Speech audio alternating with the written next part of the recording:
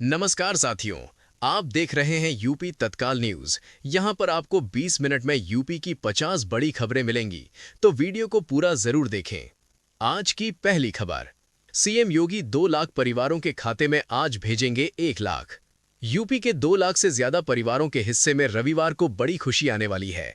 मुख्यमंत्री योगी आदित्यनाथ इन परिवारों के खाते में 1 लाख ट्रांसफर करेंगे। ये रुपए इन परिवारों को अपना घर का सपना पूरा करेगा। उत्तर प्रदेश में मिशन आवास को नई गति देने के लिए मुख्यमंत्री लोगों को राहत देंगे। 18 जनवरी रविवार को राजधानी लखनऊ के गोमती नगर स्थित इंदिरा गांधी प्रतिष्ठान में एक भव्य राज्य स्तरीय कार्यक्रम आयोजित किया जाएगा, जहां मुख्यमंत्री डिजिटल माध्यम से लाभार्थियों के बैंक खातों में आवास निर्माण की पहली किश्त के रूप में करोड़ों रुपए की धनराशि जारी करेंगे। 24 जनवरी को यूपी दिवस कार्यक्रम का उद्घाटन करने आ सकते हैं अमित शाह। केंद्रीय गृह मंत्री अमित शाह 24 जनवरी को यूपी आने वाले हैं। कहा जा रहा है कि अमित शाह यूपी की राजधानी लखनऊ में आधिकारिक उत्तर प्रदेश दिवस उत्सव की अध्यक्षता करेंगे। इस बारे में हालांकि अभी तक कोई आधिकारिक घोषणा नहीं की गई है। यूपी के सीएम योगी अब शेरों वाली कुर्सी पर बैठेंगे। केदारनाथ से लाई गई भगवा गद्दी। यूपी के मुख्यमंत्री योगी आदित्यनाथ अब शेरों वाली कुर्सी पर बैठेंगे। कुर्सी बेहद खास है। केदारनाथ प्रोजेक्ट में बची देवदार की लकड़ियों से कुर्सी बनाई गई है। इसमें सुगंधित खुशबू भी निकलती है, मतलब जहां रखी जाएगी वहां महकेगी। 19 जनवरी तक माघ मेला क्षेत्र no vehicle zone.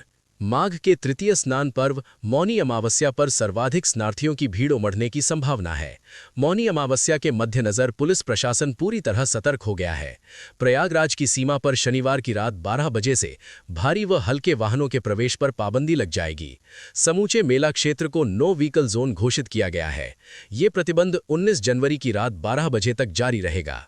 CJI Suryakant ने 6 जिलों में इंटीग्रेटेड कोर्ट कॉम्प्लेक्स का किया शिलान्यास। भारत के प्रधान न्यायाधीश सूर्यकांत ने चंदौली, महोबा, अमेठी, शामली, हाथरस एवं औरैया के एकीकृत न्यायालय परिसरों का शनिवार को शिलान्यास किया। इस मौके पर उनके साथ सीएम योगी आदित्यनाथ भी मौजूद रहे। अयोध्या रामायण यूनिवर्सिटी में लगी श्री राम की प्रतिमा।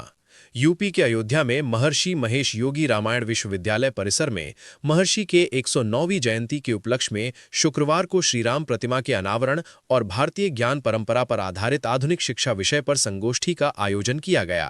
कार्यक्रम की शुरुआत प्रशासनिक भवन के मुख्य प्रवेश द्वार पर स्थापित 35 फीट ऊंची भगवान श्रीराम की भव्य प्रतिमा के अनावरण के साथ हुई।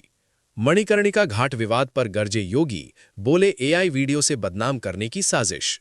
सीएम योगी आदित्यनाथ ने शनिवार को काशी में एक प्रेस कॉन्फ्रेंस कर मणिकर्णिका घाट विवाद कांग्रेस को आड़े हाथों लिया। सीएम योगी ने एआई जनरेटेड वीडियो के जरिए मंदिरों को तोड़े जाने का भ्रम फैलाने और जन भावनाओं को भड़काने की साजिश का आरोप लगाया। झांसी में मस्जिद की दुकानें सील, कमेटी के जिम्मेदार गायब।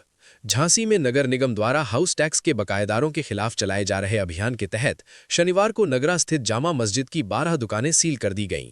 कार्यवाही उस वक्त की गई जब मस्जिद कमेटी द्वारा दुकानों से नियमित किराया वसूलने के बावजूद वर्ष 2018 से अब तक नगर निगम को हाउस टैक्स का भुगतान नहीं किया गया।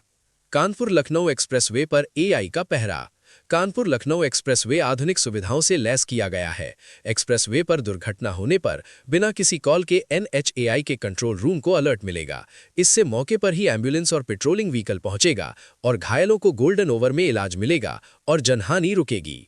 आगरा दीवानी परिसर में सपा सांसद का विरोध।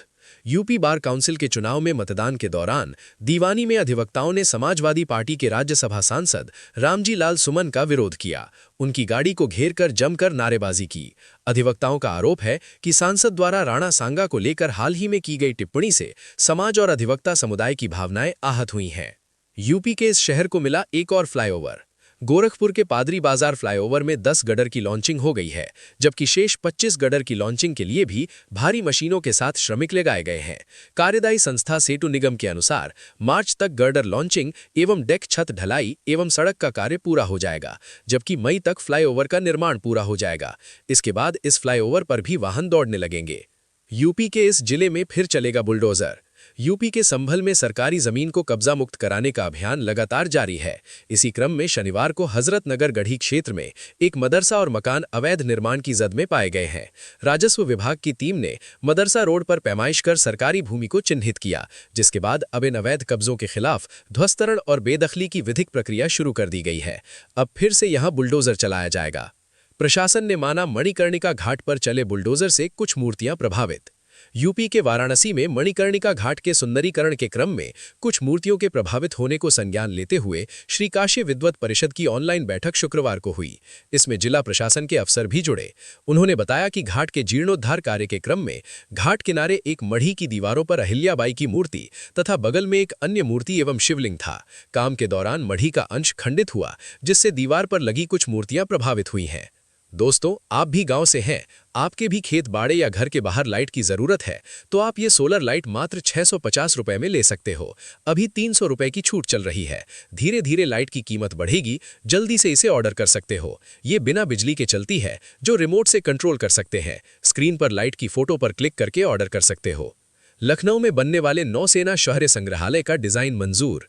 यूपी के लखनऊ में एकाना स्टेडियम के पास शहीद पथ के किनारे नौसेना शौर्य संग्रहालय निर्माण में तेजी आई है। यहां का डिजाइन पास हो चुका है। शहीद पथ के पास बन रहे नौसेना शौर्य संग्रहालय में जल्द नौसेना के ऐतिहासिक विमान और हेलीकॉप्टर को प्रदर्शन के लिए लाया जाएगा। संग्रहालय में INS गोमती युद्धपोत के अवशेषों के साथ अबू 142 विमान और SK-42B हेलीकॉप्टर भी आकर्षण बनेंगे। यूपी में बीजेपी खोज रही कटे हुए 2,79,00,000 वोटर। भारतीय जनता पार्टी अगले 10 दिन तक यूपी में सिर्फ खोए हुए मतदाता खोजेगी।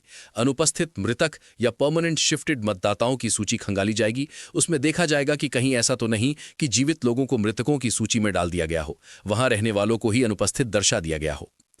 KGMU में धर्मांतरण गैंग के भंडाफोड़ के बाद फैसला। लखनऊ के KGMU में नॉन PG जूनियर रेजिडेंट डॉक्टरों की भर्ती में बड़ा बदलाव किया गया है।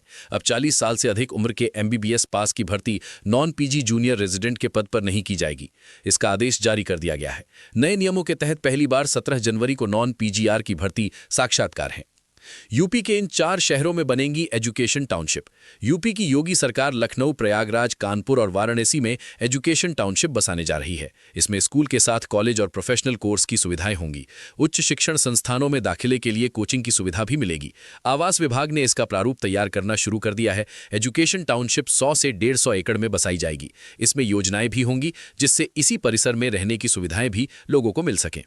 यूपी SIR को लेकर सुप्रीम कोर्ट जाएगी सपा। समाजवादी पार्टी के राष्ट्रीय अध्यक्ष अखिलेश यादव ने कहा है कि SIR को लेकर लीगल टीम से कहेंगे सुप्रीम कोर्ट जाए, जिससे ये बात साफ हो जाए कि राज्य निर्वाचन आयोग की वोटर लिस्ट ठीक है या भारत निर्वाचन आयोग की मतदाता सूची सही है। यूपी की ग्राम पंचायतों को लेकर बड़ा कदम उठाने जा रही योगी सरकार। यूपी की ग्राम पंचायतों को लेकर योगी सरकार बड़ा कदम उठाने जा रही है। इसको लेकर विश्वविद्यालय और कॉलेजों से CM योगी ने अपील भी की है। दरअसल यूपी को गरीबी मुक्त प्रदेश बनाने की तैयारी है। इसको लेकर सरकार जीरो पॉवर्टी अभियान चलाएगी। इसके तहत यूपी के विश्वविद्यालयों और कॉलेजों को जोड़ने पर विचार किया जा रहा है। इसके लिए विश्वविद्यालय और कॉलेज से MOU साइन किया जाएगा। देवरिया में धमकी के बाद अमिताभ ठाकुर की जेल में सुरक्षा बढ़ी।